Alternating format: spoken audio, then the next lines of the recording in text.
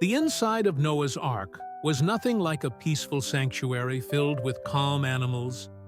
It was a sealed environment under extreme stress, where predators and prey were confined together in near total darkness, while the structure was relentlessly battered by a violent, directionless ocean.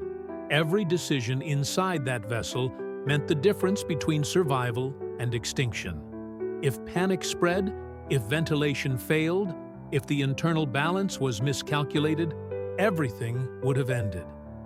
In this video, we reconstruct how that massive structure actually worked and uncover the ingenious solutions that allowed life to persist under conditions that would challenge even modern science without advanced technology.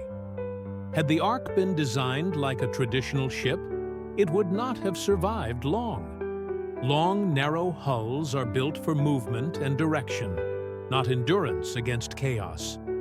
Weeks of towering waves striking from all sides would have twisted and split such a vessel apart. But the ancient description does not resemble a ship at all. It describes a box. That single difference changed everything. In a world without destinations, without coastlines, without ports or landmarks, speed was useless. Stability was the only goal. Conventional ships rely on rudders and sails because they are meant to go somewhere. During the flood, there was nowhere to go. No land, no horizon, no safe harbor. The Ark's purpose was not navigation, but resistance. Its shape followed the logic of survival, not travel. It was a massive rectangular structure designed to float, endure, and remain upright regardless of what the sea threw at it. The proportions described in the ancient text are striking, roughly 6 times longer than it was wide. That ratio is nearly identical to what modern ocean-going cargo ships use today. This is not symbolism or coincidence, it is physics. Naval engineers refer to this principle as passive stability. When waves reach extreme heights, speed becomes a liability. What keeps a vessel alive is balance. With a box-like design, every time a wave pushed the structure to one side, its own mass worked to bring it back to center. Capsizing became incredibly difficult. However, building a wooden structure of that scale introduced a deadly risk: torsion. Wood bends. If massive waves struck both ends simultaneously, the center could be left unsupported, causing the structure to snap like dry wood under pressure. This is where the internal design becomes critical. The 3 internal levels were not merely for organizing animals. They acted as structural reinforcements, locking the walls together and preventing them from spreading apart under stress. On top of that, the entire vessel was sealed inside and out with a thick resin-like substance similar to tar. This was not decoration. It was armor. If we could observe the Ark from the outside, it would not look elegant or refined. There would be no visible wood grain or craftsmanship. It would appear as a massive dark block drifting through endless rain, coated in a black, waterproof shell. That seal kept water out, but it also trapped everything inside. Once the door closed, the Ark became one of the most dangerous environments imaginable. Thousands of animals were locked inside with no escape routes, no light, and no ability to flee. The idea of natural harmony collapses quickly when predators and prey are confined together. Without strict separation, chaos would have erupted, almost describing immediately. For that reason, the internal organization likely resembled a high-security containment system rather than a shelter. Vertical separation was essential. Carnivores and herbivores had to be placed on different levels. This was not a preference, but a necessity. The scent of prey alone could trigger violent reactions. The original language uses a specific word to describe the compartments: kinim, meaning nests. That single word reshapes the entire picture. These were not wide enclosures allowing movement. They were tight, enclosed spaces, closer to cocoons than cages. Ironically, this confinement prevented injury. When waves slammed into the ark, anything loose would be thrown violently against walls. Animals with room to move would have suffered broken limbs. Being held in place kept them alive. Biology also played a critical role. Darkness and restricted space slow the metabolism of many animals. Their activity decreases, energy consumption drops, and appetite diminishes.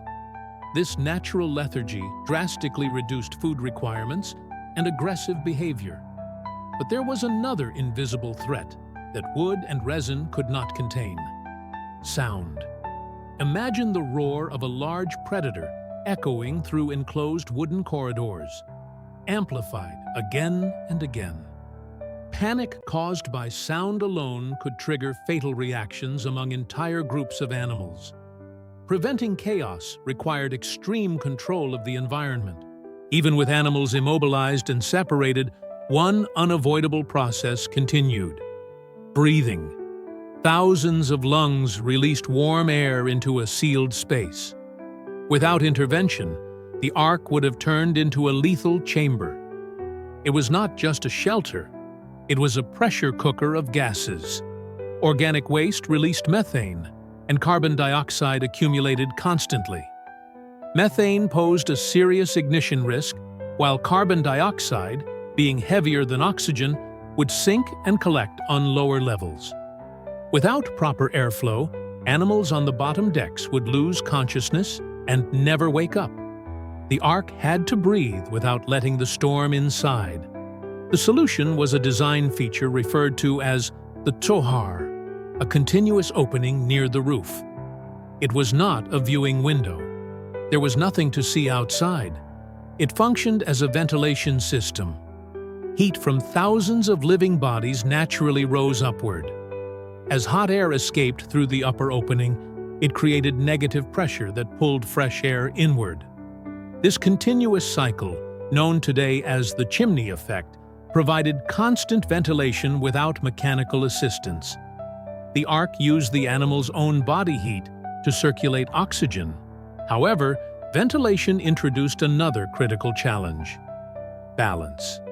Larger animals produced more heat and needed to be positioned lower, but their immense weight directly affected stability. A single mistake in weight distribution could have doomed the vessel. Placing heavy animals too high would have caused immediate capsizing during lateral waves. This is why the lowest level was not storage space. It was the core of stability. The heaviest animals acted as living ballast, keeping the center of gravity low. Each roll of the sea was countered by enormous mass at the bottom, pulling the structure back into equilibrium. This was not chance. It was calculated stability. That lower level, however, was also the harshest environment. Cold, moisture, condensation, and darkness dominated the space.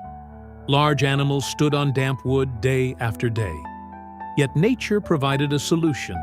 In darkness and rhythmic motion, large mammals naturally reduce activity. They sleep. The darkness was not cruelty. It was a biological sedative.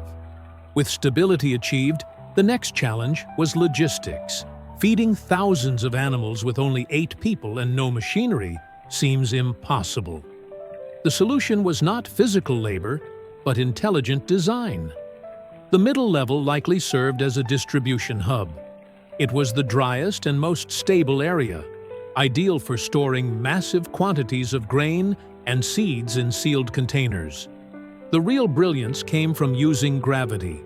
Simple chutes allowed food to drop directly from storage into feeding areas below. Opening and closing compartments replaced exhausting manual transport.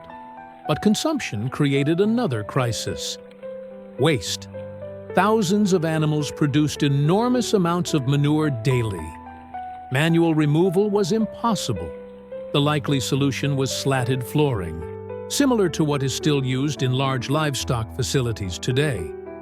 Waste fell through gaps into angled channels below. The constant rocking of the Ark did the rest. Gravity and motion moved waste outward, expelling it into the sea. The same movement that caused discomfort for humans maintained a livable environment inside, without wasting precious fresh water. Water itself was another deadly challenge. The surrounding floodwater was toxic, filled with sediment, salt, and decay. Drinking it meant death. The only safe source came from above. The roof likely functioned as a massive rainwater collection system, channeling clean water into upper cisterns. From there, gravity again handled distribution. Water stored above flowed downward through simple pipes, supplying drinking stations below. The system sustained itself with minimal effort. Yet none of this mattered without human endurance. 8 people carried the psychological weight of preserving life on an entire planet. The upper deck was their refuge, the only place with natural light. The lack of side windows was a mercy. Watching the destruction outside would have broken their minds. Their routine was relentless. No rest days, no relief. Every system depended on one final critical element: the door. A massive opening large enough to load the animals had to be sealed completely. Once closed, external light vanished. The Ark became a sealed capsule. Months later, when the structure finally came to rest on uneven ground, its flat base prevented it from tipping. The design passed its final test. When the roof covering was removed, light and fresh air flooded in, but the world outside was unrecognizable. The Ark was not a magical escape where problems disappeared. It was an achievement of engineering, discipline, and endurance. If you want to see how all these elements fit together and how this structure could truly have been built, click on the video on screen now.